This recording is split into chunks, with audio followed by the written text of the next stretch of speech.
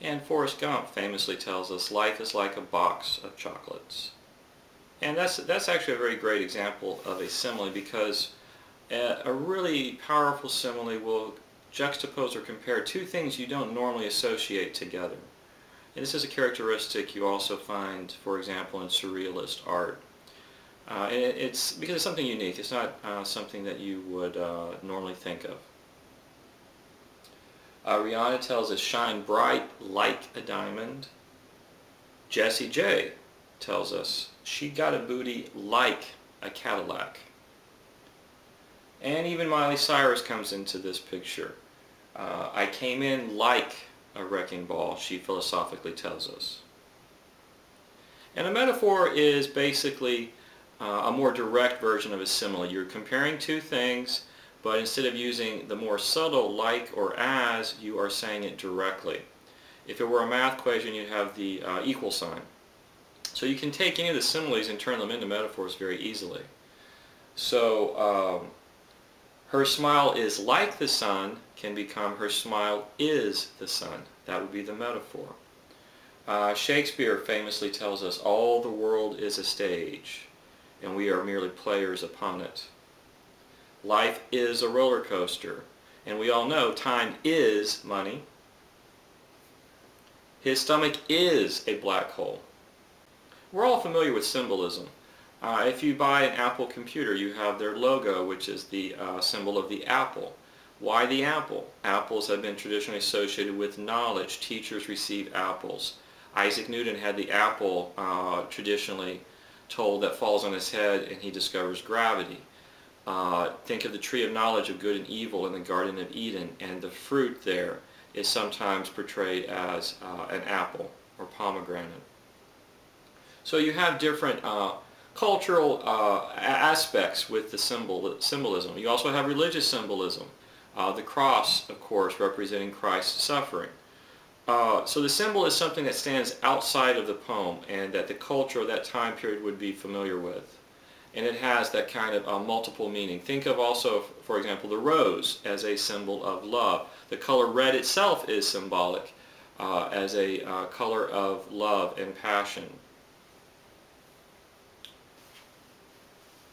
Another aspect to look at when looking at poetry are the allusions, the cultural allusions, references to the poem that the audience of the time would understand.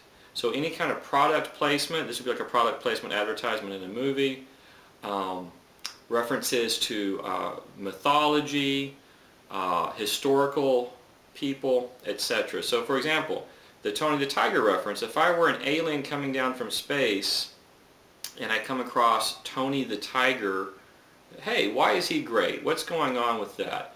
I'd have these kind of questions, and you'd have to go back to the, this is where you use the Wikipedia or the research, and you would find out, hey, Tony the Tiger is a marketing creation to sell Frosted Flakes, this children's cereal, with really way too much sugar, but it was a good cereal at the time. So that's an allusion to something outside of the poem itself, outside of the literary work. And so when you have historical references, we'll be looking later at Leda and the Swan, that has references to the Trojan War, for example, and some of the figures associated with it. Jamie Foxx, in one of his classic songs, tells us to blame it on the goose, got you feeling loose. Now, the goose there, what is the goose? If you had no idea that Goose is referring to Grey Goose, the popular vodka brand and one of my personal favorites, well, you're going to get lost there a little bit, right? So that would be the kind of thing that in 200 years, perhaps, when you're looking at a Norden anthology and you have Jamie Foxx's song, for example, in there, and you see the goose, you'll have to have a footnote to explain it to the audiences in the future. There are different types of poems. We'll be looking later at Robert Browning. Robert Browning is famous for his dramatic monologues, where it's more like a character's speech in a play by Shakespeare, for example. And keep in mind, the speaker of a poem is not necessarily the poet himself or herself. Sometimes poets create kind of this fictional type character that's delivering the lines. Robert Browning is very famous for that in these dramatic monologues. A lot of the poetry that we look at, especially in the Romantic time period, for example, and today, is the lyric. So think of even the term music lyrics, for instance. And the lyric is really a shorter poem that is particularly emotional and expresses those intense feelings and emotions. And that, of course, is what we have in the pop songs today. An ode celebrates something. We'll be looking later at a very famous poem by Pablo Neruda, Ode on a Tomato. So you can even celebrate everyday things. Ode on a Grecian Urn is a very famous poem by John Keats in the Romantic era. An elegy is a poem honoring the dead. And you really have two types of poetic verse. One is fixed and one is open or free verse. Fixed verse is what you think of in classical poetry.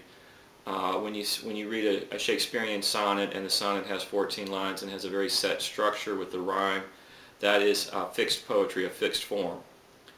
A lot of the contemporary modern poetry went in a different direction, and we see this especially with the U.S. poet Walt Whitman, where pretty much there are no rules. We're not going to follow any particular rules at all. And the analogy there in that is that you're playing tennis but there's no net. And so there's not necessarily this very set form or structure. It's much more natural. You're going to have less of those strong rhymes. It usually has a lot more subtle poetic techniques. And a couple of notes on some of the popular forms of poetry. The haiku is a Japanese form that consists of basically 3 lines with 17 syllables, the 5-7-5 structure. Haiku often focus on nature and the seasons, and they usually have a cutting word where the poem suddenly kind of shifts and you have an interesting juxtaposition.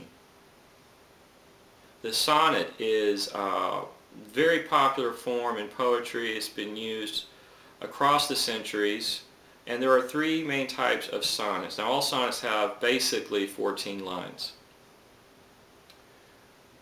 You have the Italian sonnet or the Petrarchan sonnet, and that one you have it's really divided into 2 major parts. You have an octave of 8 rhymed lines and a sestet of 6 lines. And usually the octave poses a question or issue that's somehow resolved in the second part of the poem. When we look at Sor Juana Inés de la Cruz's poetry, some of her sonnets, she follows the Italian sonnet. And of course Spanish lends itself with the rhyme structure and the language more to the Italian form. Then you have the English sonnet, which is basically the Shakespearean sonnet. And in that particular structure you have basically 3 quatrains of 4 rhymed lines, and then you have this rhyming couplet at the end that sort of concludes the poem. And then the last one is really coming from Edmund Spenser and his classic epic, The Faerie Queene, and he created his own particular structure of rhyme. With lines, pay attention to the lines, the length of course, short or long, it goes with the meter. And you have 2 types of lines. You have the traditional end-stopped lines. Those are lines that end where you think they should end, and they usually have some kind of punctuation marker, so you have a comma or period. It seems very structured with those types of poems. Then you have the enjambed lines. It's kind of like a traffic jam here in Houston on I-45. They're all sort of jammed together. And the lines do not end where the punctuation is necessarily, and that can kind of throw you off a little bit when you read those. You see this, for example, in Robert Browning's poetry. When you're analyzing poetry, pay attention to the imagery, the sensual sensory imagery. Think of your 5 senses. It's not just the sight, which most people focus on. The sound of things, the touch of things, hot, cold, soft, hard, metallic. The taste, the smell of things, what you're hearing, all of these other things going on.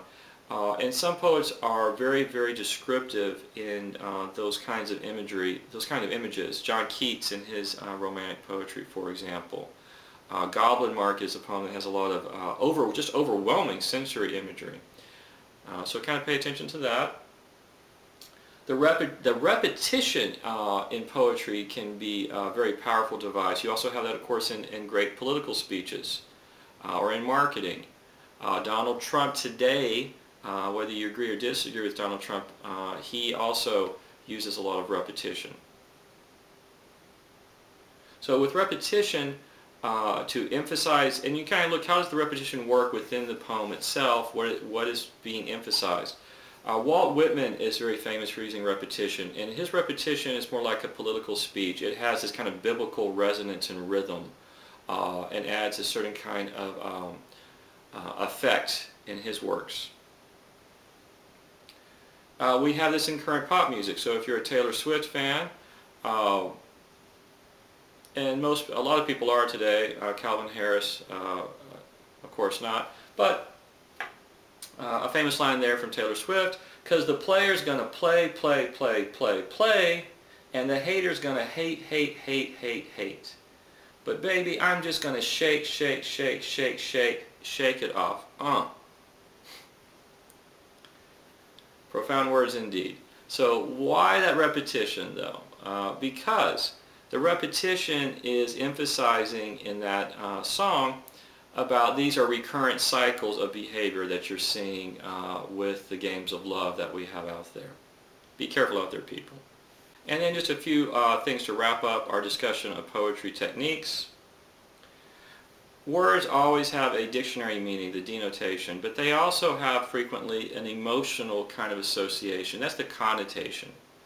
A word like mom, for example, has generally positive associations for people. And so kind of be aware of that when you're analyzing, because that could be something, marketers are very aware of this when they're creating advertising. So for examples, what sounds better to you? Used, a used car, or a pre-owned car? Well, if you go to a dealership, they're going to say pre-owned. It sounds a little bit better than used. Used has a little bit of a negative association for some people. Cheap versus economical. Cheap, and I love, hey, I'm a teacher, I love cheap things, but cheap has a little bit sometimes of a negative association as being not good quality. So economical has a little bit more of a positive association. So again, just be aware of the words that the poet is using. Are these particularly negative associative words or positive in some way? And then the last thing that we'll discuss are puns. Shakespeare is very popular. Shakespeare loved puns. They're in Hamlet. They're all over his works. Eminem likes to use puns a lot in his music. And it's really kind of a wordplay. Puns are a wordplay that suggests two possible meanings. So, for example, with Eminem in Rihanna's song, you lied again, now you get to watch her leave out the window. Guess that's why they call it window pane.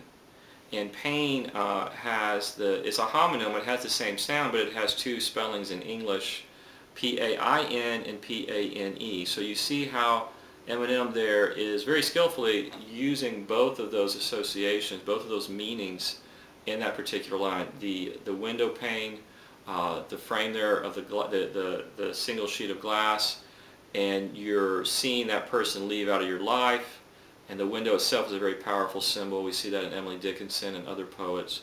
But it's also the emotional pain of seeing that person depart from your life. So I hope you've enjoyed our discussion of poetry techniques and terms, and I hope that as you read the poetry, that you not only enjoy them on a simply emotional, personal level, but that you also see the careful aesthetics and structure and form that these artists and musicians and poets and even marketers are using to convey their messages to you.